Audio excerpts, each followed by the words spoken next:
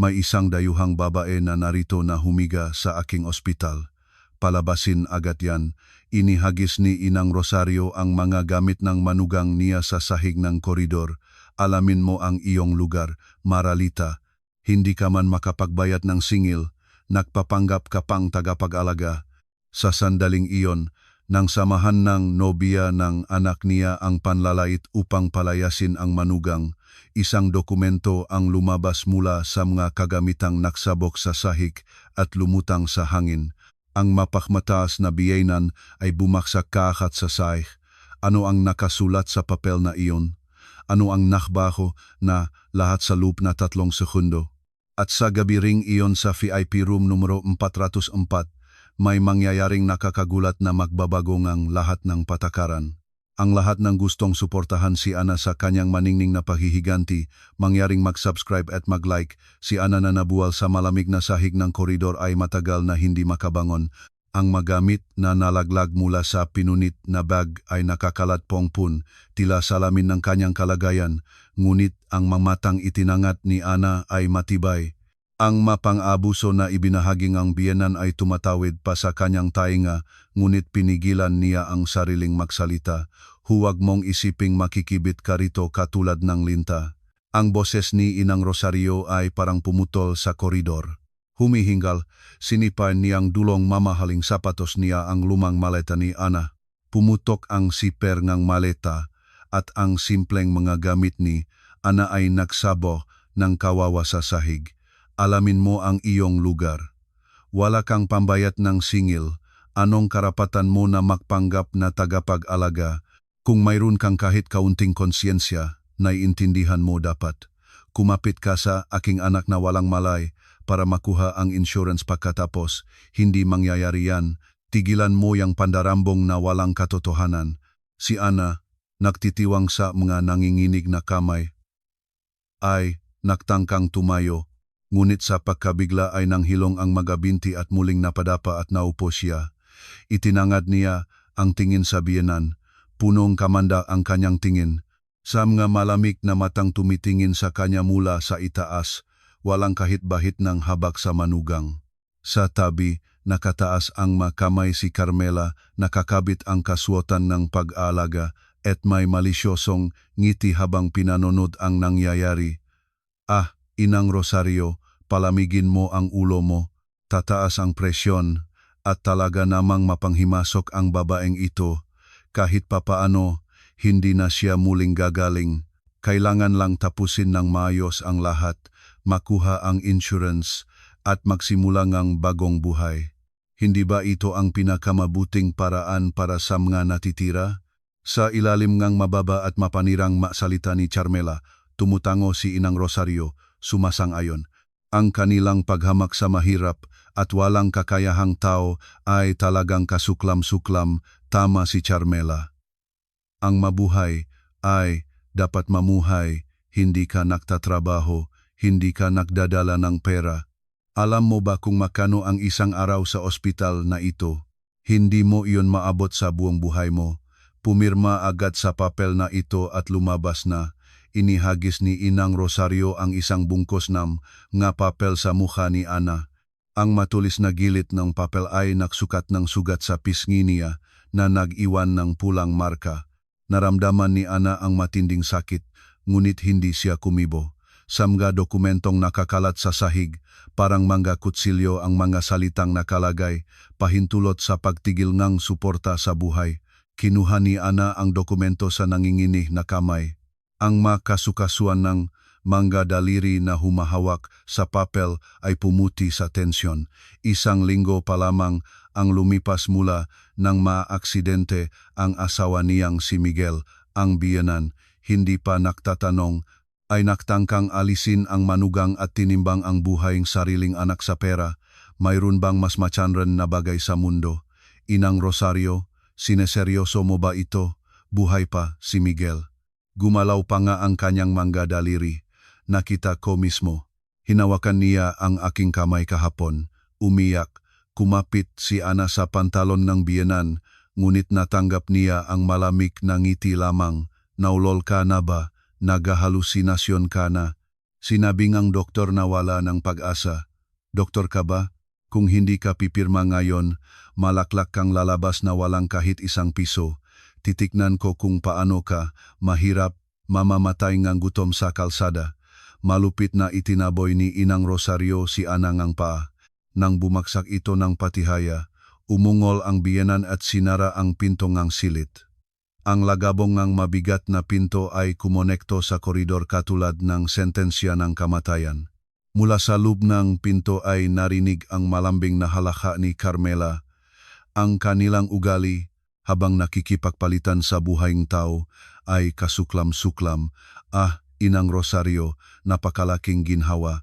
Ngayong umalis na ang babaeng walang hiya, 500 milyong piso ang nasa bulsa mo na. Tahimik ka. Hindi pa siya pumirma. Kailangang tapusin natin ang lahat ngayong gabi. Sasabihin nating sira ang kagamitan, walang makakaalam. Kailangan itong tapusin ng mabilis at tahimik. Nag-iisang natira sa koridor. Nagtatakang tinitingnan ni Ana ang nakasirang pinto. Ang malamig na hangin mula sa aircon ay tumatawid sa manipis niyang damit, ngunit hindi ito mas mainit kaysa sa galit na kumukulo sa kanyang kaibuturan. Napalapit ang luha ng pot sa mga mata, ngunit pinihilan ni Ana ang sarili at naktikas ang labi. Dahan-dahan siyang bumangon. Dumurugo ang tuhod, ngunit hindi niya naramdaman ang sakit.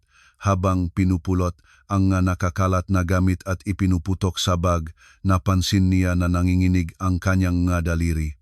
Paano maaring gawin ito ang mga taong may mukhaeng tao? Tangkaing patayin ang sariling anak na ipinanganak ng may kirot para sa pera. Ito ay masyadong hamak na karapat-dapat sa parusaeng langit. Hinukay ni Ana sa loob ngang bag. Ang kanyang magadaliri ay nakaramdam ngang isang bagay na malamig at metal. Ito ay isang maliit na flash drive na ibinigay sa kanya ng asawa niyang si Miguel na tumatawa bago ang aksidente na tinatawag itong ipon at sa tabi nito ay isang lumang papel na sobre. Kinuha niya ito. Sa balot sa mga nupaling titik ay nakasulat, kasunduan sa paglipat ng karapatan ng pagmamay-ari ng ospital. Ang papel na ito ay walang kapantay na mas mabigat kaysa sa papel na ihinagi sa kanyang biyenan. Ang isang pahinang ito ay maaring ganap na baguhin ang kapalaran ng mapagmataas na biyenan at ng mapangsing katulong. Mahigpit na kinalapit ni Ana ang kanyang malabi. Ang amoyng dugo sa bibig ay nakpalista sa kanya. Kinuha niya ang telepono mula sa bag. Isang luha ang nahulog sa screen, ngunit ang kanyang boses ay hindi na nanginginig. Sa kabaliktaran, ito ay nakakatakot na kalmado. Abogado Bautista, simulan na ang aksyon ngayon din. Malamig na sinabi ni Ana, tinitignan ang nakasirang pintong silit. Bukas ng umaga ay magkakaroon ng bagong may-ari ang ospital na ito. Maghanda na kayo. Sa labas ay bumubuhos na malakas ang ulan. Tila pumutok ang langit na parang tinatangka nitong hugasan ang lahat ng kasalanan ng maruming ospital na ito. Itinangay ni Ana ang basa-basang buhok at determinadong lumakat patungo sa lobby. Ngunit hindi pa niya alam na sa gabi ring iyon sa silid na iyon, mangyayari ang isang bagay na hindi maisip, ika-2 madaling araw. Tahimik na patay ang mga koridor ng ospital. Paminsan-minsan lamang ito naabala ng mga signal ng medikal na kagamitan. Mahigpit na hawa ni Ana ang espesyal na panggabing pass para sa mga tagapaalaga. Ang malamig na plastik ng badge ay tumatarak sa palat. Ilang kahihiyan ang tinis niya sa punong doktor upang makuha ang pass na ito. Upang makita ang asawa ng palihim mula sa biyenang gutom sa pera, walang ibang paraan. Dumaan sa nursing station. Pumasok siya sa koridor ng VIP ward. Ang amoy ng disinfectant ay tumama sa ilong, ngunit pinagsisikapan ni Ana na huwag man lang huminga ng malakas. Sa harap ng silid numero 404 ay naghihintay ang isang hindi inaasahang bisita.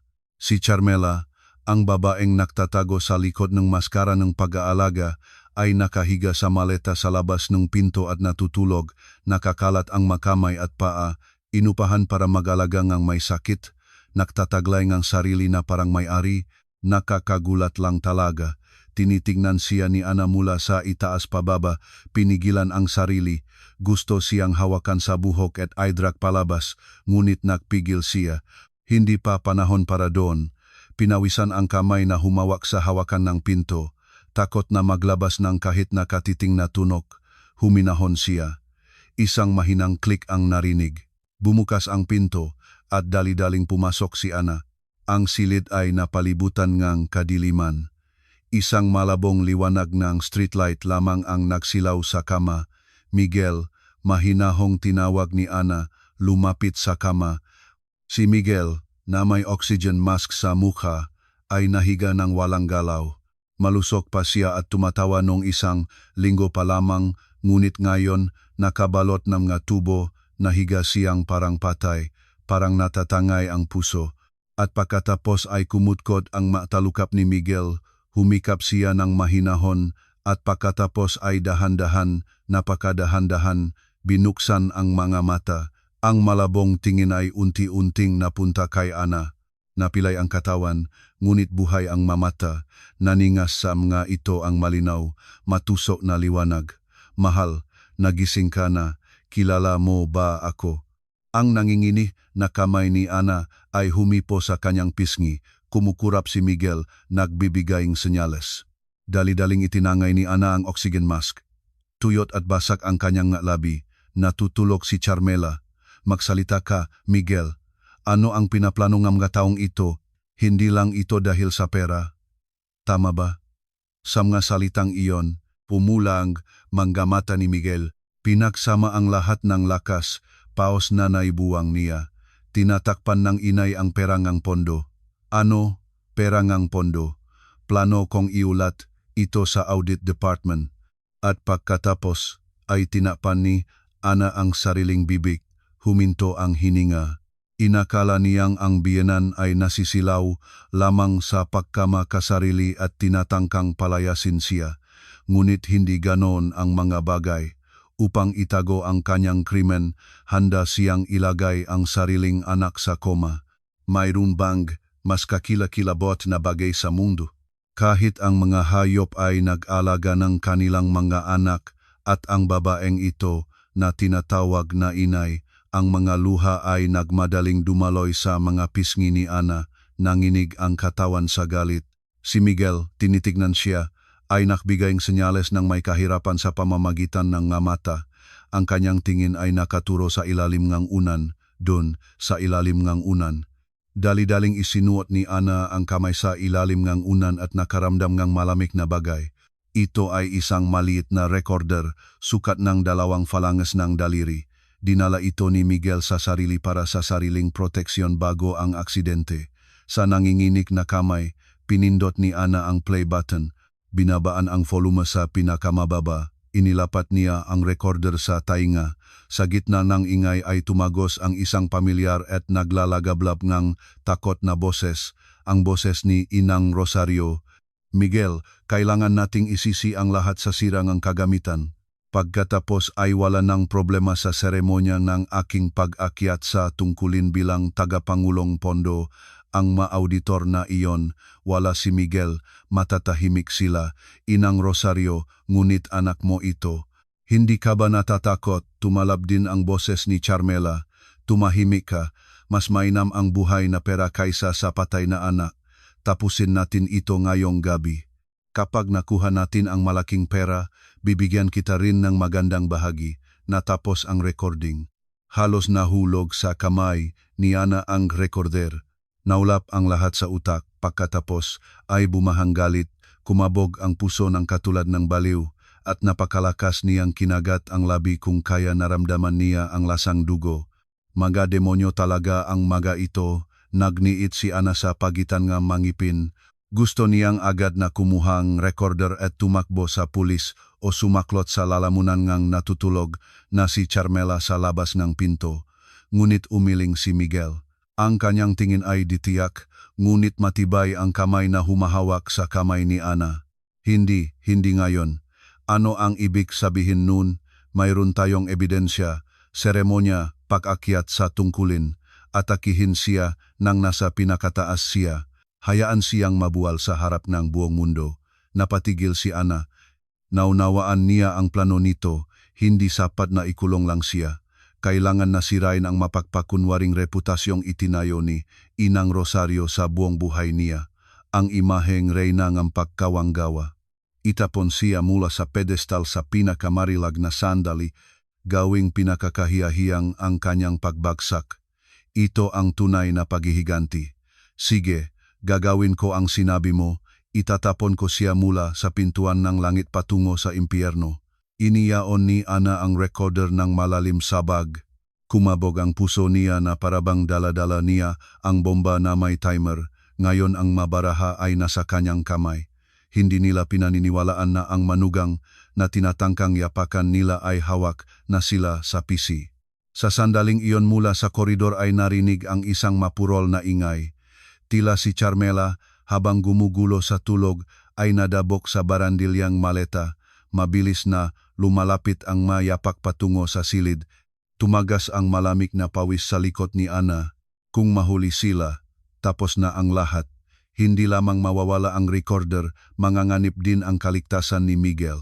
Dali-daling tinakpan ni Ana si Miguel ng kumot hanggang sa baba at muling isinuot ang oxygen mask. Siya mismo ay nagipon sa upuan, nakatihim ang mukha sa likod, nagpapanggap na natutulog. Kumabog ang puso ng napakalakas kaya natakot siyang marinig ito. Bumukas ang pintong silid. Pumasok si Carmela na gusot ang buhok, humihikap at tiningnan ang silid. Ano pa ang ginagawa mo dito? Sinetihas si Ana ni Carmela sa likod. Nagulat si Ana, ginawang takot ang hitsura niya at itinaas ang ulo. Ay, hindi ka natutulog. Pinakrus ni Carmela ang makamay at sinukat si Ana mula ulo hanggang paa. Pinahalong pagamak at inis ang tingin. Bakit hindi ka makatulog? Swerte mo. Bukas itatapon ka, nagtatanghal ka pa rito. Umuwi ka na, mag-impakeng ng gagamit.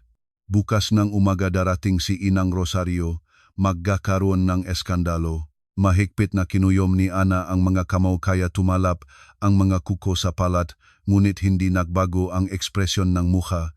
Kailangan pang magtiis ngayon. Dahan-dahan siyang tumayo at tumingin ng diretso kay Carmela ng malamig at nakatigil na tingin. Sa malamig na tingin na iyon ay natigilan si Carmela at umatras. Bakit ganyan ang tingin mo? Bahagyang ngumiti si Ana. Ang ngiti ay napakakakilig kaya nangilabot si Carmela. Wala, tama ka. Dapat akong manatili sa tabingang asawa ko hanggang sa katapusan. At ikaw, Carmela, ngayong gabing ito, bantayan ang lahat. Sino ang nakakaalam, baka kayo masampal ng kidlat habang natutulog. Sa mga misteryosong salitang iyon, lumabas si Ana mula sa silid. Nagtatakang tinitignan ni Carmela ang kanyang laikot. May kakaiba. Ang babaeng kakaya at nagmamakaawa lamang ay bigla na lamang nagbago. Pagkalabas sa koridor, inaayos ni Ana ang bag. Ang bigat ng recorder sa loob ay lalo pang naramdaman. Sa labas ay bumubuhos pa rin ang ulan, ngunit magaan ang mga hakbang ni Ana. Hintayin ninyo. Inay, bibigyan kita ng tali sa iyong sariling paboritong pera. Ngunit hindi pa alam ni Ana na ang mangyayari bukas ng umaga sa opisina na Chief Medical Officer ay ganap na magbabago na lahat ng palaro ng paghihiganti. Sa susunod na umaga, mabigat ang hangin sa opisina ng Chief Medical Officer. Kahit ang manggasina ng umaga na bumabalas sa bintana ay parang malamig, inilagay ni Ana sa mesa ng CMO ang makapal na sobrang mga dokumento.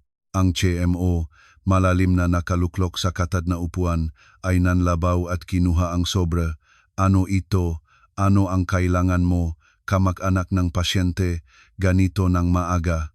Bukas ng sobra ang CMO ng may inis, ngunit habang inilalipat ang mga pahina, ang kanyang mukha ay nagsimulang kakaibang kumunot. Ang mabalintataw ay nag-alkansya, at ang madulo nga daliri na nagtatangan ng mapapel ay mabuting nanginig. Hindi ito simpleng madokumento. Ito ay isang bomba na may timer na maaring sumaboy sa buong ospital. Naging mahinahon at halos walang marinig ang boses ng CMO. Malinaw na naintindihan ni Ana kung ano ang ibig sabihin. Nagulat, Dok. Ang boses ng CMO ay naging mahinahon, halos walang marinig. Si Ana, eleganteng nakaunat ng binti, ay humigop ngang kape. Ang tuno ngang basong ibinaba, sa mesa ay kakaibang malakas. Dok, naktaka ka ba? Tulad ng nakikita mo, binili ko ang lahat ng problemadong utang na ospital na ito. Ngayon, ang nagpapautang mo ay hindi na bangko, kundi ako. Naging lupa ang kulay ngang mukha ng CMO. Na ang pinansyal na kalagayan na ospital ay nasa bingit ng pagbagsak dahil sa walang kapuntahan na pagpapalawak at mangga usapin sa korte ay alam ng lahat. Ang deadline ng utang sa bangko ay malapit na at ang ospital ay malapit na ring mag-declare ng bangkarota. At ang babaeng akala niya ay tagapag-alaga lamang ng pasyente sa koma ay bumili ng lahat ng kanyang mga utang, nagbubukas at nagsasara lamang ang bibig ng CMO. Ana, ano ang ibig sabihin nito? Lilimbagin mo kami? Limbagan? Anong nakakasakit na termino? Namumuhunan lang ako. Simple ang kondisyon. Ililipat mo sa akin ang 51% ng shares ng ospital at karapatan sa pamamahala. Kapalit, ibibigay ko na ang lahat ng mga utang na ito. Ang panukala ni Ana ay matamis ngunit nakamamatay na mapanganib.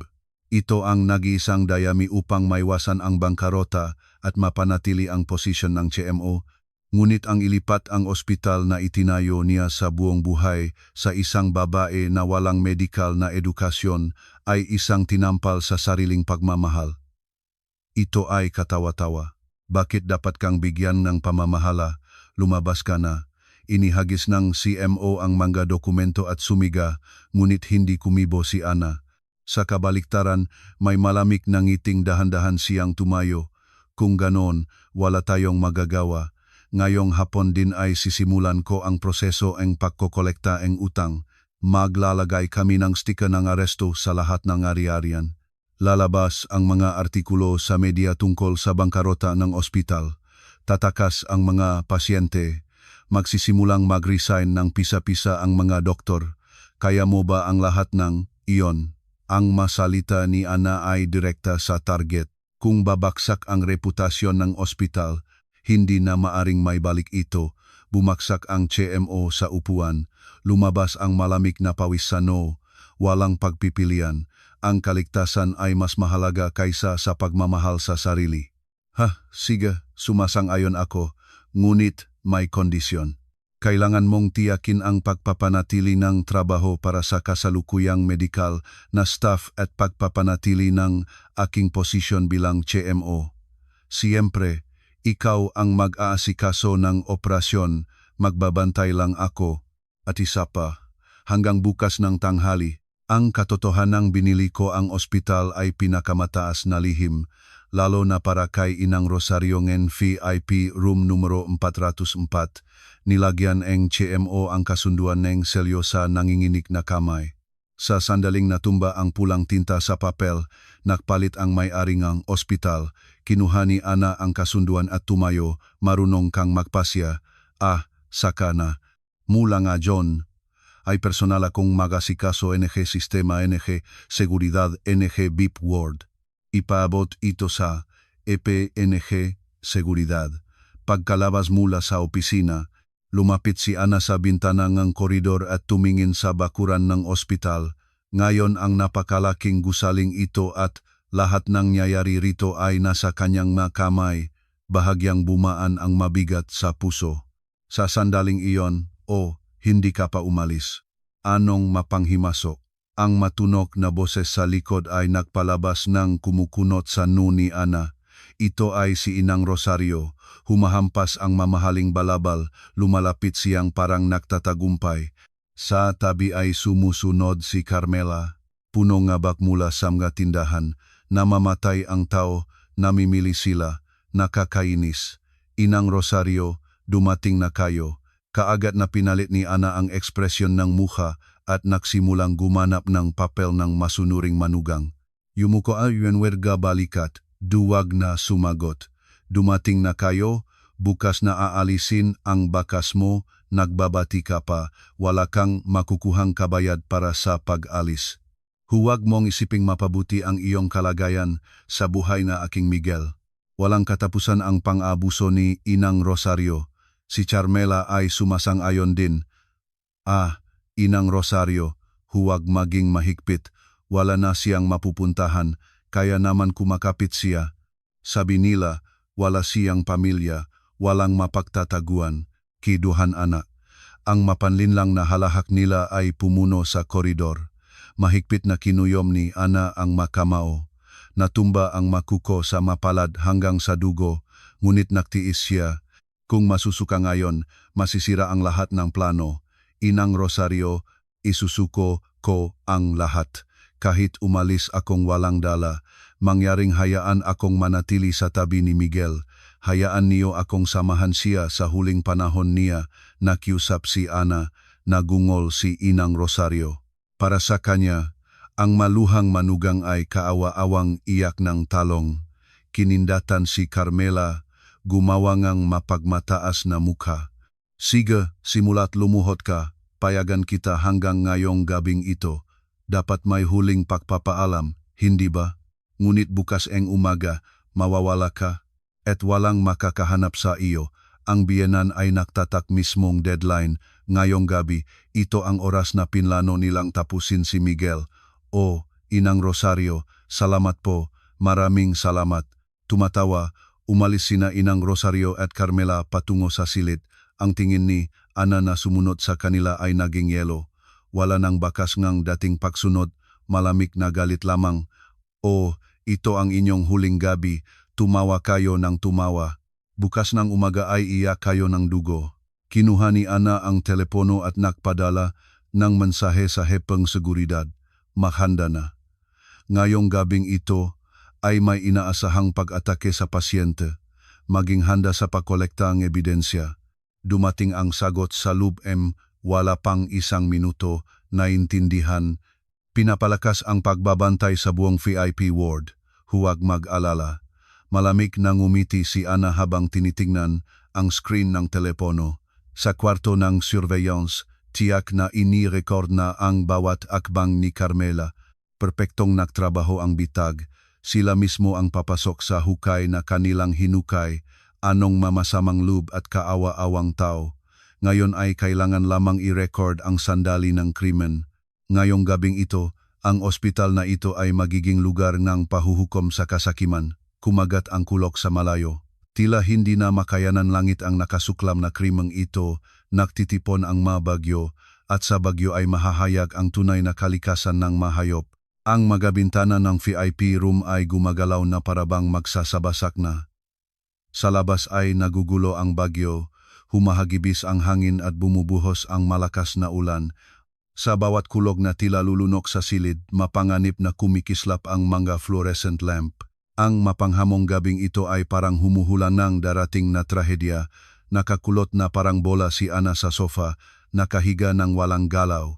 Hinila niya ang kumot hanggang sa baba at nagpanggap na mahimbing na natutulog.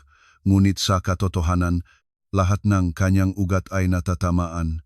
Kumabog ang puso ng napakalakas sa tainga kaya natakot siyang marinig ito. Sa ilalim kumot, pinawisan ang gamgakamao na mahigpit na kinuyom, natuyo ang galabi, sumama sa lalamunan. Narinig ang bahagyang pagligaw ngang bumubukas na pinto. Halos hindi ito marinig sa ingay ng ulan, ngunit para kay Ana ito ay mas malakas kaysa kulog. Ang malaw na liwanag mula sa koridor ay tumagas sa silid, at 2 anino, parang mamulto, ay tahimik na dumulas papasok. Ito ay si Inang Rosario na nakasuot ng itim na raincoat at si Carmela na may takot na muka, umiling-iling sa paligid. Sa bawat kidlat, ang maputlang mukha ni Inang Rosario ay kumukulo sa nakakatakot na grimasa na nagpapagawa sa kanya na katulad ng mensahero ng kamatayan. Si Ana, na bahagyang binuksan ang mamata, ay sinubaybayan ang bawat galaw nila. Ang tingin ni Inang Rosario ay nakakabit sa nakahiga sa kama si Miguel. Sa tingin na iyon ay walang pakabahala, walang pagmamahal sa anak, kasakiman at kabaliwan lamang. Idinuktong ng daliri ni Inang Rosario ang malabi, nagbulong ng isang bagay kay Carmela. Nanatiling nakatayo ito sa pintuan, tumitingin sa koridor, nagtatayong bantay. Dahan-dahan si Inang Rosario, napakadahan-dahan na lumapit sa kama. Naglakad siya ng maingat kaya natakot siyang maglabas ng kahit na katiting na tunog. Ang malamig na kamay ni Inang Rosario ay umipo sa pisngi ni Miguel.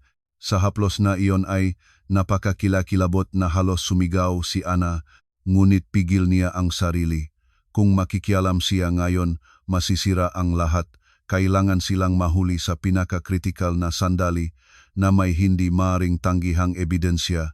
Misha, huwag mong sisihin ang inay. Mahinahon na buminulong si Inang Rosario. Sa kanyang boses ay walang kahit bahit ng pagsisisi, pabaya lamang na pagpapaliwanag ng sariling makilos. Mabait kang anak. Tulungan mo ulit ang inay. Ang iyong buhay ay magliligtas ng ating pondo, makbabaho ng ating pamilya. Ang buhay ay dapat mamuhay, hindi ba? Para mabuhay ako, kailangan kang mawala. Matutuwa ka naman sa kabilang buhay na nakikita mong mabuti ang inay, hindi ba? Palitan ang buhay ng anak sa pera at tawaging obligasyon ng pagkaanak. Anong monstrosong pagpapaliwanag? Paano maaring magsalita ang isang ina sa ganoong paraan sa kanyang anak na ipinanganak sa kahirapan? Ang magasalitang mas masahol pa sa hayop ay naangkop ng ganap. Kinalapit ni Ana ang mga labi, pinipigilan ang paparating na galit. Puno ngang dugo ang bibig, ngunit kahit hindi niya naramdaman ang sakit, gusto siyang tumalon at matangay ang kamay ni Inang Rosario, ngunit kailangan niyang magtiis. Sandali pa lang, kaunti pa lang. Inang Rosario, bilisan mo. Wala ng oras. Malapit na ang rounds ng duty doctor, dali-daling bumubulong si Carmela mula sa pinto. Ang kanyang boses ay nanginginig, natakot, ngunit ang kasakiman ay nanalo, at naging kasama siya sa krimen. Kawawa, tumango si Inang Rosario at malalim na huminga at inilabas ang kamay. Ang nanginginig na mga daliri ay umabot sa power button ng ventilator na siyang tanging ugat ng buhay ni Miguel. Ang medikal na kagamitan, naramdaman ang panganib, ay naglabas ng babala, ngunit ito ay nalunot sa ingay ng ulan. Ang mga mata ni Inang Rosario ay sumusuno ng kabaliwan. Ang madulong ang kanyang madaliri ay halos maabot na ang button, isang pindutin lamang, at ang kondisyon ni Miguel ay magiging hindi na may babalik. Kritikal na sandali. Ngunit hindi nila alam na ipinadala ni Ana ang audio recording na iyon sa mga investigador na nakaduti sa labas ng eksaktong 5 minuto na ang nakalipas. Huwag hawakan. Ang boses ni Ana ay pumutol sa kadiliman. Hindi ito sigaw, kundi malamig, matibay at mahinahon na salita, ngunit ang bigat nito ay mas mabigat kaysa kulok. Kasabay nito, ang nakasirang pintong silid ay bumukas ng parang nagwasak at tumama sa dingding. Sumigaw si Inang Rosario sa sorpresa. Ang kanyang kamay ay natumba sa hangin, hindi nakarating sa button. Nanginig siya ng buong katawan, umatras, at napatampal sa gilid ng kama, natagilid. Natumba si Carmela ng putla, bumaksak sa sahig. Ang mabinti ay nanghina at hindi niya may galaw. Nakatayo sa pinto si Ana na may malamig na tingin. Wala nang bakas ng babae na nagpapanggap na natutulog. Nakatayo siya na katulad ng hukom sa maringal na tindig. Ang gusot na buhok at mga matang punong dugo ay nagpapakita ng kanyang galit, at sa likod niya ay nakatayo ang mga malalakas na guwardiya sa uniforme at mga pulis. Ano ang gagawin ninyo sa pasyente? Itigil ang suporta sa buhay na isang taong buhay. Arestuhin sila dahil sa pinaghihinalaang pagtatangkang pagpatay, sinabi ni Ana. Itinuturo ang daliri kay Inang Rosario, hindi siya sumiga. Sa kabaliktaran, habang mas kalmado ang kanyang boses, mas matusok ang mga salita, sinalakaing mga pulis ang silid. Pulis, ikaw ay inaresto dahil sa pinahihinalaang pagtatangkang pagpatay.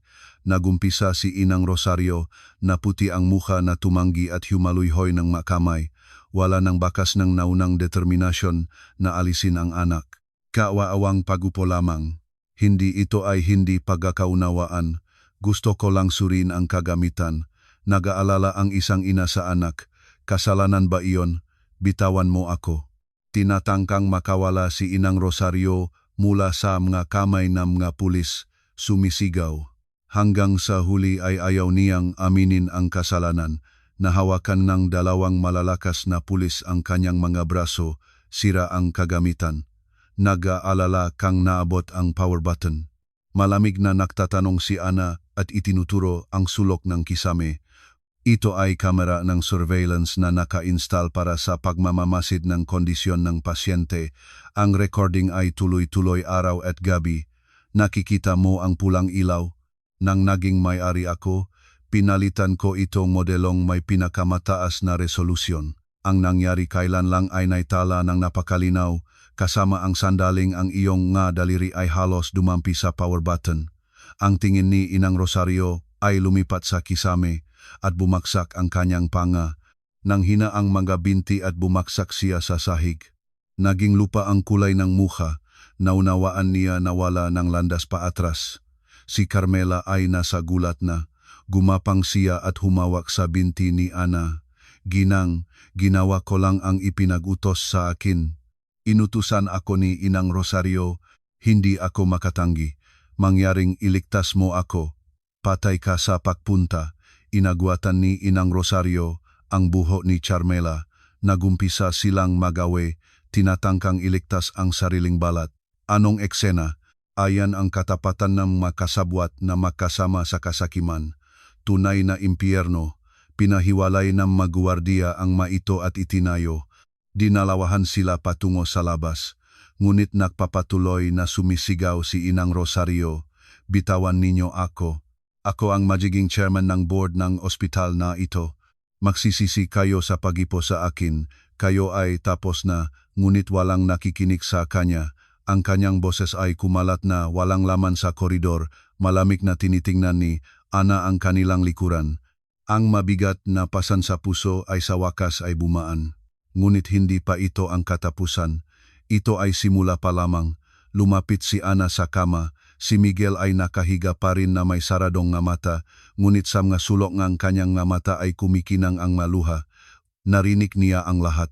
Hinawakan ni Ana ang kanyang kamay, malamig, ngunit may bahagyang init. Mahal, tapos na ang lahat. Ligtas ka na ngayon, walang sinumang maaring makalapit pa sa iyo, poprotektahan kita hanggang sa huli. Bahagyang kumuyom ang daliri ni Miguel sa kanyang kamay. Ito ay tanda ng pasasalamat. Simula nang lumabay ang ulan sa labas. Ang umaga ay dahan-dahang pumapalit sa bagyo. Malapit na ang katapusan ng mahaba at madilim na gabi. Sa VIP room ay nananaig ang tensyon. Ang tiwala at malakas na boses ng pulis ay nagpatigil sa lahat. Ang pulis ay profesional na nagkordon sa lugar ng pangyayari at pinahiwalay sina Inang Rosario at Carmela. Ang kapaligiran ay katulad ng crime scene. Ngunit hindi sumuko si Inang Rosario. Nanginginig katulad ng dahon ng alder, tinanggihan niya ang lahat hanggang sa huli.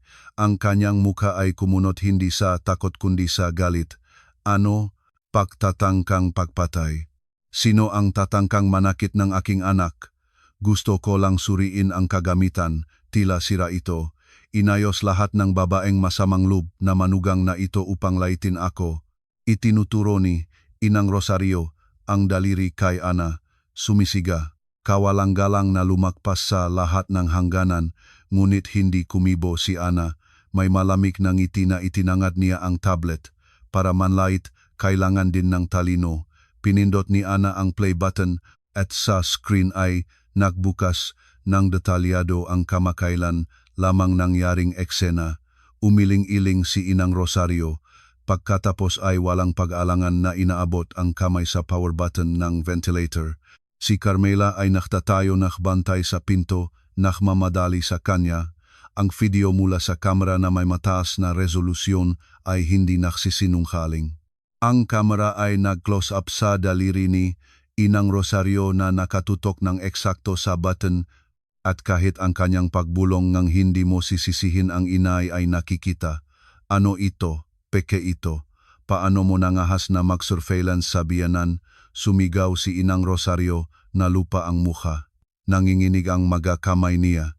Tinitignan niya ang screen, ngunit hindi makahanap ng salita para mapatunayan ang sarili. Hindi ito nakatagong kamera. Lahat ay naitala sa opisyal na tsamra sa koridor at body cameras ng seguridad. Nang naging mayari akong ospital, pinalakas ko ang sistema ng seguridad ng Fifth Ward, in-install para sa kaligtasan ng mga pasyente, ngunit hindi ko inakala na magiging napakagamit nito. Ang bawat salita ni Ana ay katulad na pako na itinutubo sa takip na kabaong. Naunawaan ni Inang Rosario na walang lunas, nakpanikala ang mga mata. Natitisot siya at natumba sa dingding, naging lupa ang mukha, nasa gulat naman si Carmela. Umatras siya, naghahanap ng paraan ng pagtakas, ngunit hinaharangan ng malakas na mga gwardiya ang daan. Walang silbing paraan, tulong, walang kasalanan ang nagawa ko, inutusan ng Inang Rosario, nagbabala siyang palayasin ako kung hindi ako sumunod. Gumapang si Carmela sa mga tuhod at humawak sa binti ni Ana, ang kanyang mukha, na basang-basang ang luha at sipon, ay kawawa ang tinging pakinggan. Wala ng bakas ng naunang pagiging matigas at panlalait, papatunay ka sa kanino, nagbabantay ka man, nagmamadali, nagsusulong, at ngayon ay nagtatayo ng sarili bilang walang malay na biktima. Huwag bigyang katwiran ang krimen sa kahirapan. Maraming tao sa mundo ang namumuhay sa pangangailangan, ngunit hindi lahat tulad mo, naglalaro ngang buhay ngang iba. Ang boses ni Ana ay mahinahon, ngunit matibay. Nanginig ang mga labi ni Carmela, hindi makabuka ang kahit salita. Totoo ang bawat salita. Dinala rin ngang mapulis si Carmela.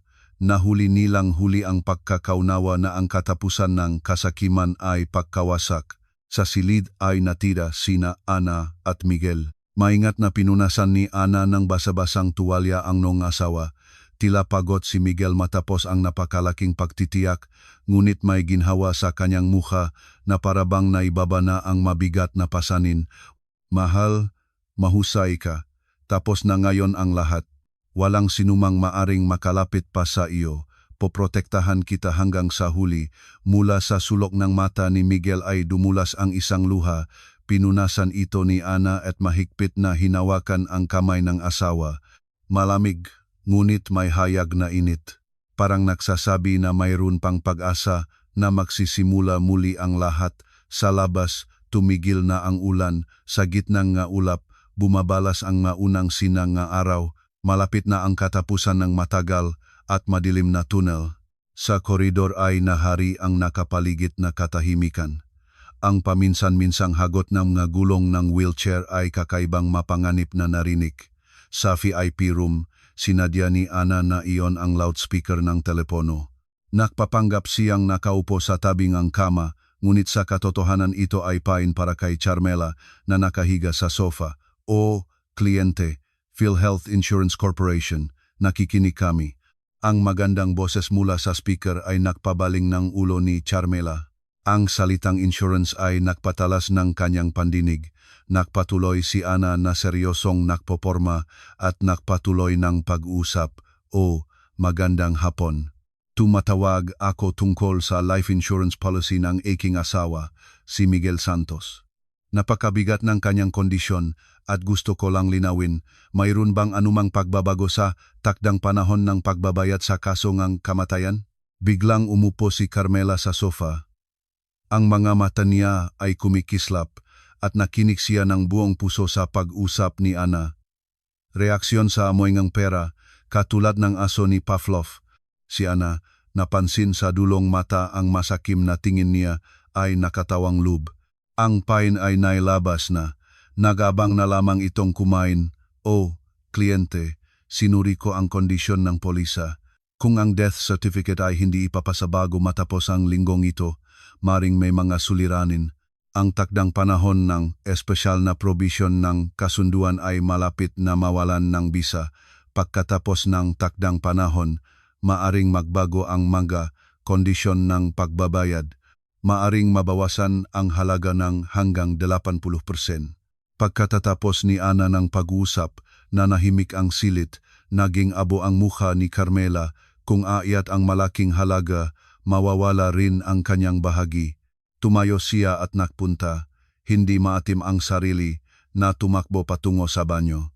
Nagpakunwari si Ana na walang napansin, Nagpatuloy ngang pagimpake nga gamit, ngunit ang kanyang pandinig ay nakakabit sa mga tunok na nakmumula sa likod ng pintuan ng banyo. Inang Rosario, may problema. Narinig ko lang na nagsasalita ang babaeng iyon sa insurance.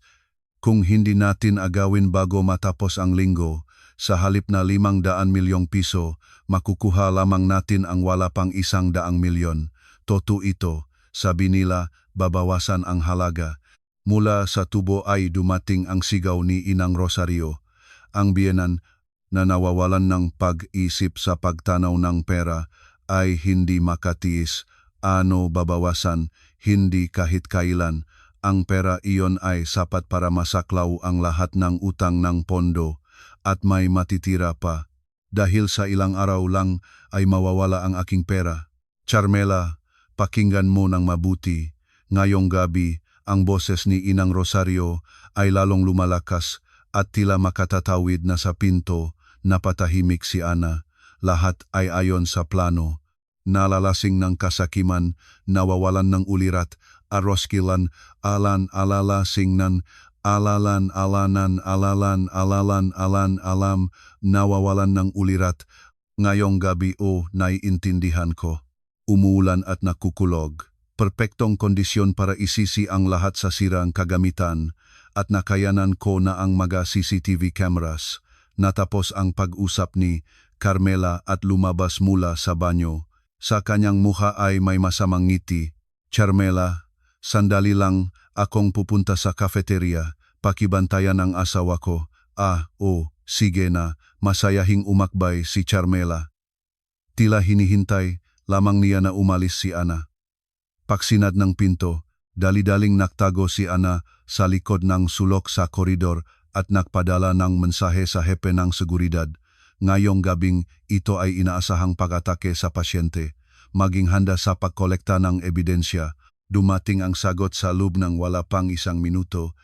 Naintindihan, pinapalakas ang pagbabantay sa buong VIP ward. Huwag mag-alala. Malamig na ngumiti si Ana habang tinitignan ang screen ng telepono. Sa kwarto ni surveillance, tiyak na inirecord na ang bawat hakbang ni Carmela. Perpektong nagtrabaho ang bitag. Sila mismo ang papasok sa hukay na kanilang hukay. Ang mabintana ng VIP room ay gumagalaw na para bang magsasabasa na. Sa labas ay nagugulo ang bagyo, humahagibis ang hangin at bumubuhos ang malakas na ulan.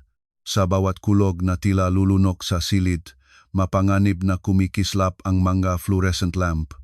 Nakakulot na parang bola si Ana sa sofa, nakahiga ng walang galaw. Hinila niya ang kumot hanggang sa baba at nagpanggap na mahimbing na natutulog.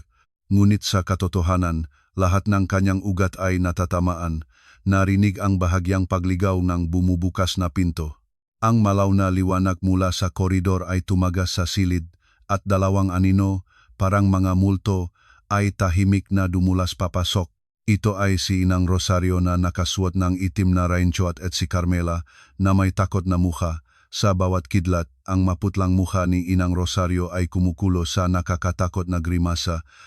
Ang tingin ni Inang Rosario ay nakakabit sa nakaiga sa kama si Miguel. Sa tingin na iyon ay walang pagkabahala, walang pagmamahal sa anak, kasakiman at kabaliwan lamang. Misha, huwag mong sisihin ang inay. Sa boses ni Inang Rosario ay walang kahit bahid ng pagsisisi. Mabait kang anak. Tulungan mo ulit ang inay. Ang iyong buhay ay magliligtas ng ating pondo. Para mabuhay ako, kailangan kang mawala. Palitan ang buhay ng anak sa pera at tawaging obligasyon ng pagkaanak. Anong monstrosong pagpapaliwanag? Inang Rosario, bilisan mo. Wala ng oras. Malapit na ang rounds ng duty doctor. Dali-daling bumubulong si Carmela mula sa pinto. Tumango si Inang Rosario at inilabas ang kamay. Ang nanginginig na mga daliri ay umabot sa power button ng ventilator. Ang medikal na kagamitan ay naglabas ngang babaling senyales, ngunit ito ay nalunod sa ingay nga ulan, kritikal na sandali. Ngunit hindi nila alam na ipinadala ni Ana ang audio recording sa mga investigador sa labas ng eksaktong 5 minuto na ang nakalipas. Huwag hawakan. Ang boses ni Ana ay pumutol sa kadiliman at kasabay nito Ang pinto ngang silid ay bumukas ng parang nagwasak, sumigaw si Inang Rosario sa sorpresa, ang kanyang kamay ay natumba sa hangin. Nakatayo sa pinto si Ana na may malamig na tingin. Sa likod niya ay nakatayo ang mga malalakas na guwardiya sa uniforme at mga pulis. Ano ang gagawin ninyo sa pasyente? Itigil ang suporta sa buhay ni isang taong buhay. Arestuhin sila dahil sa pinaghihinalaang pagtatangkang pagpatay, pulis. Ikaw ay inaresto dahil sa pinaghihinalaang pagtatangkang pagpatay. Tinanggihan pa ni Inang Rosario. Isang ina lang ang nag-alala sa anak, kasalanan ba iyon? Bitawan mo ako. Tinatangkang makawala, sumisiga, ngunit ito ay balingwala na. Inilipat siya nga gwardiya sa labas, ngunit nagpapatuloy na sumisigaw. Inang Rosario, maging chairman ng board ng ospital na ito. Magsisisi kayo. Kayo ay tapos na, ngunit walang nakikinig sa kanya. Malamig na tinitingnan ni Ana ang kanilang likuran. Sa VIP room ay nanatili sina Ana at Miguel. Sa koridor ay naninantili ang nakababahaling katahimikan. Lumipas ang nasigaw ni Inang Rosario at ang kaguluhan ng mapulis. Lahat na tingin ay nakatuon kay Miguel na nakahiga sa kama. Siya, na nag-isip na walang malay, ay nagpumilit na magsalita. Ang boses ay paos, tulad ng nakalunok ng buhangin, ngunit malinaw ang mga salita. Inay, mas mahalaga ba ang pera kaysa sa akin? Isang pangungusap lamang, ngunit ito ay bumusok sa puso ni Inang Rosario katulad ng pako, na manglaw, tulad ng nakakita ng multo, ng hinasya.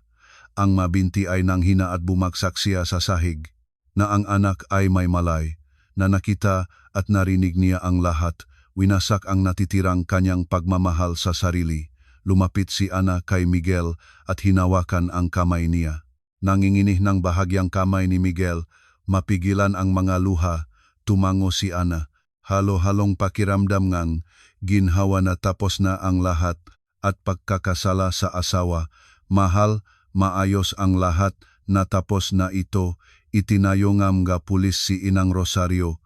Hindi na siya lumalaban.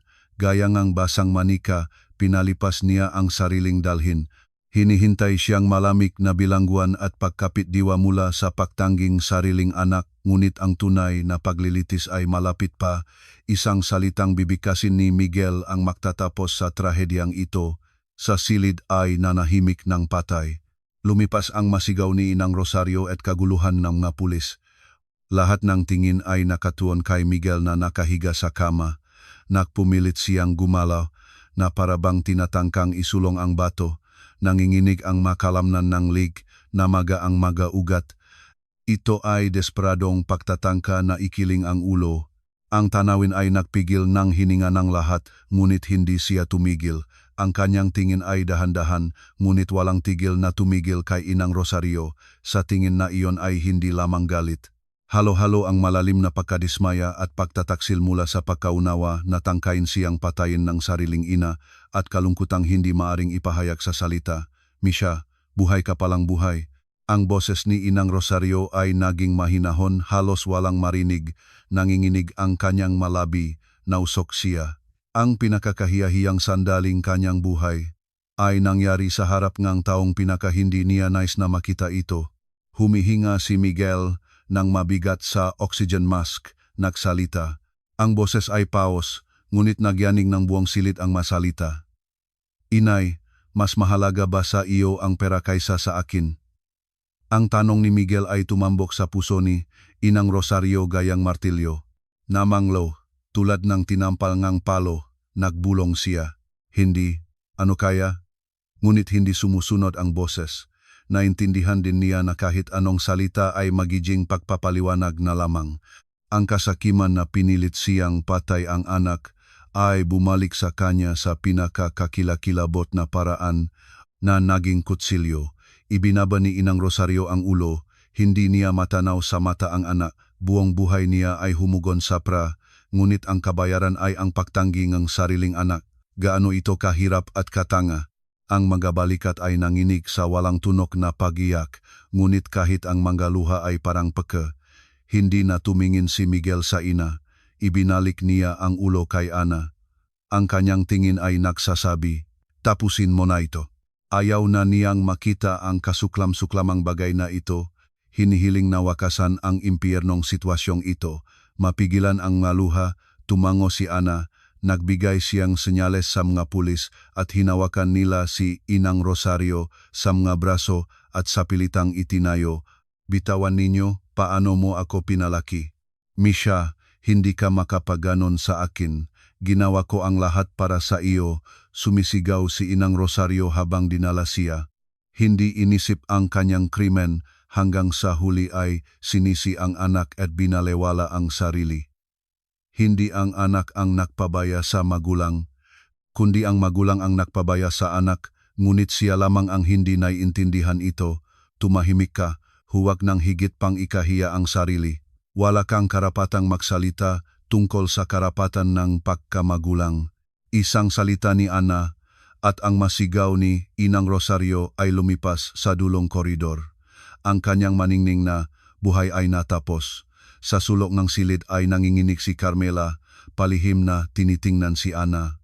Nang maalis si Inang Rosario, naiintindihan niya na susunod na siya. Ginang, totoo namang ginawa ko lang ang ipinag-utos. Mayroon akong may sakit na ina at mga nakababatang kapatid sa bahay. Mangyaring maging maawain. Malamig na itinangay ni Ana ang kamay ni Carmela at yumuko, direkta siyang tumingin sa mata, walang kasalanan. Nagbabantay, nagmamadali, nagsusulong, at ngayon ay nagtatayo bilang walang malay na biktima, huwag bigyang katwiran ang krimen sa kahirapan. Maraming tao sa mundo ang namumuhay sa pangangailangan, ngunit hindi lahat, tulad mo, naglalarong buhay ng iba. Mahinahon, ngunit matibay ang boses ni Ana, nanginginig ang magalabi ni Carmela, hindi makabukang kahit salita, totoo ang bawat salita. Dinala rin ni mga pulis si Carmela. Huli na nila napagtanto na ang katapusan ng kasakiman ay pagkawasak. Sila ay naging patunay na may kabayaran ang lahat. Sa silid ay natira sina Ana at Miguel. Maingat na pinunasan ni Ana ng basa-basang tuwalya ang nong asawa. Mahal, mahusay ka. Tapos na ngayon ang lahat. Wala nang sinumang maaring makalapit sa iyo. Poprotektahan kita hanggang sa huli. Mula sa sulok ng mata ni Miguel ay dumulas ang isang luha. Pinunasan ito ni Ana at mahigpit na hinawakan ang kamay ng asawa. Malamig, ngunit may hayak na init. Sa labas tumigil na ang ulan. Mula sa mga ulap bumabalas ang maunang sinangang araw. Malapit na ang katapusan ng mahaba at madilim na gabi. Kinabukasan, ang lobby ng ospital ay katulad ng palakasan. Ang Inang Rosario, pansamantalang pinalaya sa bail, ay lumabas na gusot ang buhok at nagwaldas ng eskandalo. May magagalit na mata, sumisigaw sa buong lobby, nagpapanggap na inosenteng biktima ng kalapastanganan. Tawagin ang CMO. Nasaan siya nagtatago? Paano niya naglakas loob na mag-install ng kamera sa silid ng aking anak? Kumukuhang kamao sa reception desk. Ang makawani sa takot ay umurong. Si Carmela ay sumasang-ayon din, walang kahihiyang nagpapanggap na nasaktan. Tama, hindi makatwirang inakusahan kami, lahat ng ito ay itinayo ng manugang na iyon. Ang mapasyente at kanilang makamag-anak na dumadaan ay nagtitikim ng dila. Balo na ba, nagbubulong sila. Ngunit hindi ito pinakialam ni Inang Rosario. Sumisigaw siya ng lalong malakas, hindi naiintindihan na inilalabas niya sa publiko ang sariling kahihiyan. Sa sandaling iyon, hanap mo raw ang CMO, ang malamig at maliwanag na boses ay kumakalat sa lobby, nagbabanta ang tono, lahat ng tingin ay lumipat sa pinagmulan ng tunok. Ito ay si Ana. Hindi sa lumang maong, kundi nakaswot energy eleganteng business suit. Nakaayos ang buhok, tuwid ang likod. Sa likod niya ay nakatayo ang CMO at mamiyembro ng board. Mula sa nakmumula sa kanya na aura ng kapangyarihan huminto ang buong lobby. Nagulat si Inang Rosario at umatras. Hindi niya maaring isipin na lalabas ang manugang sa ganitong kaayusan, ngunit pagkatapos ay kumunot ang mukha niya sa galit. Paano ka naglakas loob na itaas ang ulo? Inupahan mo ang CMO para laitin ako. Agad na sumunod. Lumuhod at humingine ka patawat. Natigil ang hangin sa lobby. Walang huminga. Hindi kumibo si Ana. Ngumiti, iniabot kay Inang Rosario ang folder nga dokumento. Malaking kamalian ang inyong pagkakaunawa. Bukod pa rito, wala nang kagustahang tawaging inay. Inang Rosario, tingnan ito. Kinuha at binukla ni Ana ang isang dokumento. Malinaw na nakikita ang mamalalaking titik, kasunduan sa paglipat ng karapatan ng shares. Pinunasan ni Inang Rosario ang mga mata at maingat na tumingin sa dokumento at bumuka ang panga niya. Nangginig ang mga kamay, nagpabot-abot ang mga balintata tulad ng salindol. Ano ito? Paglipat ng shares, 51%. Tama, kahapon ay binili ko ang ospital na ito. Ngayon ako ang pinakamalaking shareholder at tunay na may-ari. Kahit ang CMO ay wala pang magagawa nang wala ako, tumango ang CMO bilang pagpapatunay ng magsalita ni Ana. Halos nabuwal si Inang Rosario. Ang ospital na desperado niyang gustuhin, ngayon ay nasa mga kamaing manugang. Gusto niyang maniwala na ito ay masamang panaginip, ngunit malupit ang katotohanan. Ang manugang na kanyang hinihamak ay naging haringang sitwasyon. Hindi maari, saan ka kukuhang pera, mahirap ka, wala ka pangang pamilya. Pagka ito, sumisigaw si Inang Rosario, tinatanggihan ang katotohanan, ngunit hindi natinag ang tingin ni Ana. Huwag nang mag-alala sa aking pera, at ngayon ay tigilan ang pag-away sa aking ospital at umalis. Ang lugar na ito ay para sa mga pasyente, hindi para sa mga nagwawaldas. Nagbigay senyales si Ana sa EPNG Seguridad. Kaagad na tumugon ito, seguridad. Ilabas sila ng maayos nang hindi maabala ang mga pasyente. Opo, Ginang Chairman, malakas na sumagot ang GPN Seguridad. Malakas na hawa ng mga guardia sina Inang Rosario at Carmela sa mga braso. Magalang, ngunit matibay. Bitawan ninyo ako ang may-ari ng ospital na ito. Lahat ng ito ay hindi. Wasto, CMO, hanapin kita, sumisigaw at nagpupumilit si Inang Rosario, ngunit walang silbing paraan. Pinuwersa sila nga guardia patungo sa labas, sumisigaw din si Carmela, tulong. Walang kasalanan ko, ngunit malupit siyang inilabas. Lahat ng kahiyahiyang palabas na ito ay nangyari sa harap ng buong lobby. Sa gitna ng mga tao ay tumalas ang palakpakan, kaluwagan na ang nga taong kagaya nila ay walang lugar dito. Narinig sa lahat ng sulok, ito ang mga napahirapan ng pagmamahal sa sarili ni Inang Rosario. Makikita ang nahulog sa lupa matapos itapon sa mga salamin na pinto si Inang Rosario. Punong putik umiyak siya. Para sa isang babaeng buong buhay ay humamak sa iba, masyadong kaawa-awang katapusan. Ganti, lumayo si Ana.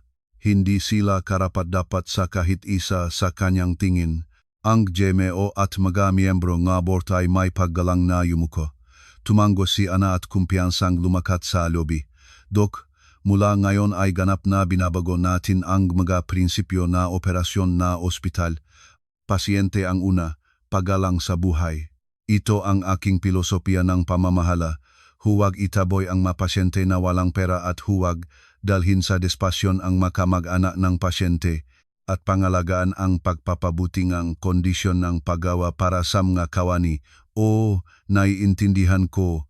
Lahat ay gagawin ayon sa inyong tagubilin. Ginang Chairman, sumagot ang CMO, pumapatang malamig na pawis. Ngumiti si Ana at pumasok sa elevator. Ang mabalikat ay tila mas magaan. Sa araw na iyon, nakita ng mundo kung sino ang tunay na hari. Ngunit hindi basta susuko si Inang Rosario. Pagkalipas ng ilang araw, gaganap pa siyang kanyang huling trumpo at hindi pa niya malalaman na ang trumpong iyon ay magiging pako sa sarili niyang kabaong. Pagkalipas ng ilang araw, ang banquet hall ng hotel ay nasa bingit ng kaguluhan. Ito ang araw ng seremonya ng pag-akyat sa tungkulin bilang chairman ng pondo. Si Inang Rosario, sa kabilang lahat na akusasyon, ay walang kahihiyang nag-organisa ng okasyon. Tila sinisikap na makabawi sa kahihiyan sa lobby ng ospital, ginawa niya itong mas maringal at maluho pa. Mula sa pinakapasukan ng hotel, nakabitin ang mabanner na may mukha niya.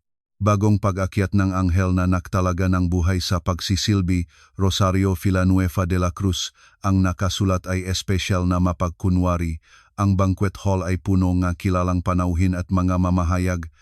Si Inang Rosario sa bestidang punong alahas, na parabang walang nangyari, ay nakangiti na tinatanggap ang mga panauhin. Ang mukha niya ay nagsasabi, "Nanalo na ba ako?" Talagang naniniwala ba siyang ang kanyang nga krimen ay mananatiling hindi napaparusahan? Anong katangahan? Madama at Ginoo, salamat sa pagdalo. Ngayon ay may bagong lakas na siyang namumunong aming pondo. Umakyat si Inang Rosario sa entablado at kinuha ang mikropono. Nang idirekta ang liwanag na spotlight sa kanya, gumawa pa siyang pagpapanggap na nagpupunas ng luha ng toyo. Aktres siya nangungunang antas. Itinalaga ko ang buong buhay ko sa pagtulong sa mga mahirap at may sakit. Ang aking anak na si Miguel, kahit nakadapa ngayon sa kama, sigurado akong sinusuportahan niya ako. Sa pagbanggit ng anak, ilang panauhin ay naantik at nag-aplos, ngunit ang palakpakan ay hindi tumagal. Ang napakalaking screen sa likod niya ay kumislap at bigla na lamang nagbago ng larawan. Sa halip ng congratulatory video, lumabas ang isang katulad ng emergency news bulletin. Makapal na headline, inilalabas ng pulisya ang mga resulta ng investigasyon sa pagnanakaw sa Charitable Foundation at video ng press briefing sa PNP. Sa screen ay lumabas ang mga accounting books na may datos ng pagnanakaw, listahan ng dummy accounts, lahat ng nakolekta ni Ana, hindi maaring tanggihang ebidensya. Humugon ang hall. Ano ito? Pagnanakaw? Scammer pala siya. Ang mabulong, tulad ng alon, ay kumalat sa hall. Ano itong kababawan? Agad itong patayin. Sino ang gumawa nito? Sumigaw si Inang Rosario sa gulat. Ngunit hindi huminto ang video. Sa kabaliktaran, naging mas malakas ang tunog. Ngayon ay tumalab ang audiophile. Miguel, kailangan nating isisi ang lahat sa siraeng kagamitan. Pagkatapos ay wala nang problema sa seremonya nga aking pag-akyat sa tungkulin bilang chairman ng pondo. Ito ang boses ni Inang Rosario. Ang kanyang pakikiusap upang patayin ang anak ay kumakalat sa buong hall. Ang matao ay nagulat. Ang reyna ang pakawanggawa ay naktangkang patayin ang sariling anak dahil sa pera. Ang hall na nabalutan ng sindak ay biglang naging kaguluhan. Diyos ko, hindi tao ang katulad niya. Paano maring ganon ang isang ina sa anak? Bumulas ang flash ng kamera tulad ng ulan kay Inang Rosario. Inang Rosario, ang boses ba ito ninyo? Kinikilala ba ninyo ang akusasyon ng pagtatangkang pagpatay? Bumaksak ang matanong. Si Inang Rosario na abo ang mukha ay umatras. Hindi, lahat ng ito ay kalapastanganan. Alam ba ninyo kung sino ako? Sumisigaw siya, tinatangkang takpan ang screen. Ngunit huli na. Ang kanyang bastos na muka ay nailantad sa buong mundo. Sa sandaling iyon, bumukas ang mapintong banquet hall. Lumipat ang lahat na tingin sa pintuan. Pumasok si Ana, nagtutulog nag-wheelchair. Sa wheelchair ay nakaupo si Miguel. Hindi pa siya ganap na gumaling, ngunit maayos siyang nakasuot ng suit. Ang kanyang tingin ay malakas gaya ng hindi pa dati. Sa hal ay nanahimik ng patay, kahit ang pahinga ay hindi marinig. Lahat ng ito ay totoo, sinabi ni Miguel sa mikropono. Ang kanyang boses ay nanginginig, ngunit malinaw ang pagkakabikas. Ang aking ina. Hindi. Si Rosario Villanueva de la Cruz ay walang karapatang maging chairman. Nagnakaw siyang pondo at, upang itago ang krimen, nagtangkang patayin ako, ang kanyang sariling anak. Inulat ni Miguel ang katotohanan ito na gumulat sa hall. Bumaksak si Inang Rosario sa sahig. Tumingin siya sa anak, ngunit lumayo si Miguel na may malamig na tingin. Inay, tama na. Kaya ba ang pera na mahalaga, mas mahalaga kaysa sa anak? Sa tanong ni Miguel ay hindi sumagot si Inang Rosario. Nakaupo lang siya sa sahig at walang pagmamalaki na tumingin sa kawalan. Ang maskara ng banal na babae na suot niya sa buong buhay ay nakawatak-watak. Sa sandaling iyon, pumasok ang mapulis sa hall. Sa pagkakataong ito ay opisyal na grupo ng investigasyon na may waran ng pag-aresto. de la Cruz, Rosario. Batay sa warrant, ikaw ay inaresto sa akusasyon ng malaking pagnanakaw at pagtatangkang pagpatay. Nagpakita ng warrant ang pulis at nag-click ang mga poses. Ang malamig na click ng metal ay gumambala sa katahimikan. Hindi na lumalaban si Inang Rosario, naunawaan niya na tapos na ang lahat. Gayang walang buhay na manika, pinalipas niya ang sariling dalhin. Ang tile ng kanyang maluho na bestida ay nahila sa sahig, anong kahiyahiya at nakakabawas ng dignidad na katapusan. Ang matao, habang tinitingnan ito, ay nagtitikim ng dila, walang naawa sa kanya. Sa kabaliktaran, lahat ay nakaramdam ng ginhawa. Ito ang kahiyahiyang katapusan para sa mga nasisilaw ng kasakiman. Inilagay ni Ana ang kamay sa balikat ni Miguel. Siya, na ibinaba ang ulo, ay tahimik na umiyak. Anong pakiramdam ng isang anak na nakpadala ng sariling ina sa bilangguan? Ngunit ito ay katarungan, masakit na pagpili para sa pagpapanumbalik ng katotohanan. Umalis sila sa maingay na banquet hall. Sa gabing langit ay maliwanag na nagliliwanag ang mga bituin. Pagkatapos ang bagyo ay espesyal na malinaw at maliwanag ang langit. Ngayon ang lahat ng madilim na ugnayan ay naputol na, bukas na bagong landas sa harap nila, natitira ang mga sugat, ngunit magkasama nila ang lahat ay malalampasan. Lumipas ang isang taon.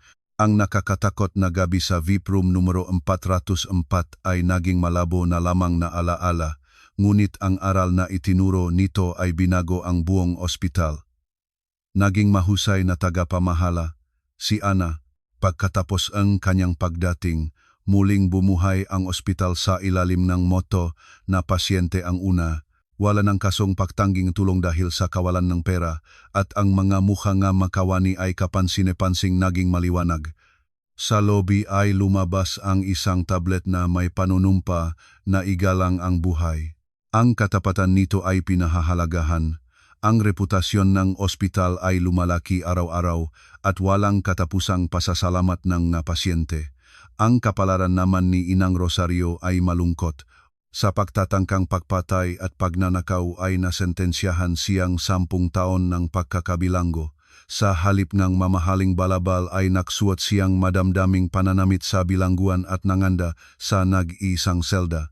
Walang bisita sa kanya, walang nakpadalang pera, kawawa-awang kapalaran.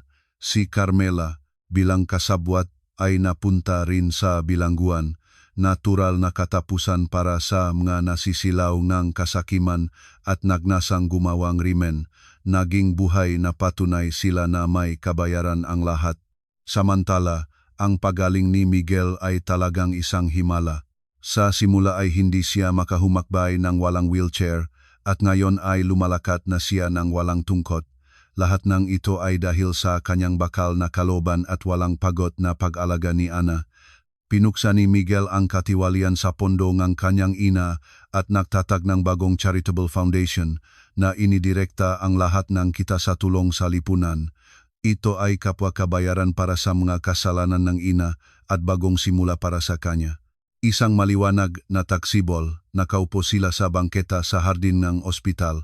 Mainit ang araw na nagpapainit sa kanilang balikat at ang magaan na simoy ng hangin ay nagpapalipat-lipat ng mga talulot ng sakura, parang niebe, mapayapang eksena. Malambot na hinawakan ni Miguel ang kamay ni Ana. Ang kamay niya ay hindi na malamig mainit, ang buhay na init ay lumipat sa kanya. Mahal, salamat, inligtas mo ako. Totu, ang aking golden hour ay ang sandaling hinawakan mo ang aking kamay. Kung sumuko ka noon, wala na sana ako dito. Salamat sa pagtitiwala at pagprotekta sa akin. Punong luha ang mata ni Ana. Lahat ng sakit ng nakaraang taon ay lumipas sa harap ng kanyang mamata.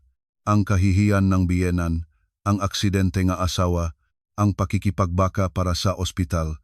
Ngunit ngayon ang lahat ay naging alaala na. Nakaligtas sila dahil nagtiwala at sumuporta sila sa isa't isa. Hindi Miguel, ikaw ang salamat, nabuhay ka naman. Ngayon ay magsosimula tayong mabuhay ng tunay, mag-aalaga sa isa't isa, mamahalin ng simple at paggatao, ngumiti si Ana bilang tugon. Ang kanyang ngiti ay mainit pa sa sinangang taksibol, ngumiti rin si Miguel bilang tugon. Ang kanilang halahak ay kumakalat sa hardin. Sa halakak na iyon ay umaasa na may kakayahang malampasan ang anumang kahirapan. Ganap na nagbago ang tanawin sa labas ng hardin ng ospital sa loob-an isang taon, maingay na lobby, magiliv ng mga medical na kawani, mga pasyenteng nakakuha ng pag-asa. Ang lugar na ito ay hindi nakaharian ng pera at kapangyarihan. Ito ay naging tunay na espasyo ne pagpagaling kung saan humihinga ang buhay at nananaig ang pagmamahal. Ang matalulot ng sakura, inakay ng hangin, ay bumaba sa kanilang mga balikat. Sina Ana at Miguel, makaganap ang makamay, ay dahan-dahang lumakad sa landas ng hardin. Mahal na mga kaibigan, kamusta ninyo ang kuwento ni Ana at Miguel? Muli itong nakpaalala sa atin na ang kaluluwang tao ay mas mahalaga kaysa sa anumang pera at na ang bawat pagsubok ay kababaan sa harap ng pagmamahal. Sa buhay ng bawat isa sa atin ay may mga bagyo na tila hindi malalampasan. Nabubuwal tayo, nakdurusa sa pagtataksil sa kahirapan sa pananalapi, ngunit huwag kalimutan, pagkatapos ng pinakamadilim na gabi ay palaging sumisinag ang umaga, at tiyak na may sa inyong tabi, na tulad ni Ana o Miguel ay magabot enekamay sa inyo. Maaari na kayo ngayon ay dumadaan sa mahirap na panahon. Tumigil sandali at hawakan ang kamay ng inyong mahal sa buhay. Ang maliit na init na iyon ay maaring maging golden hour na magbabago ng inyong buhay. Taos pusong hinihiling na ang inyong matahanan ay palaging maligaya, mainit tulad ng mga sinak ng tagsibol na araw. Kung ang maningning na pahiganti ni Ana ay nagpahinga sa inyong puso at gustong suportahan ang bagong buhay ng mag-asawang ito, mangyaring mag-subscribe at mag-like. Ang bawat like ninyo ay nagiging mainit na sinak ng taksibol na nagpapainit sa malamig at nag-isang taglamig ng iba. Sa susunod ay babalik ako na may bagong nakakaengganyo at makabuluhang kwento. Kasama ninyo ako, makapalaran ng buhay, makwentong nagpapaganda ng puso.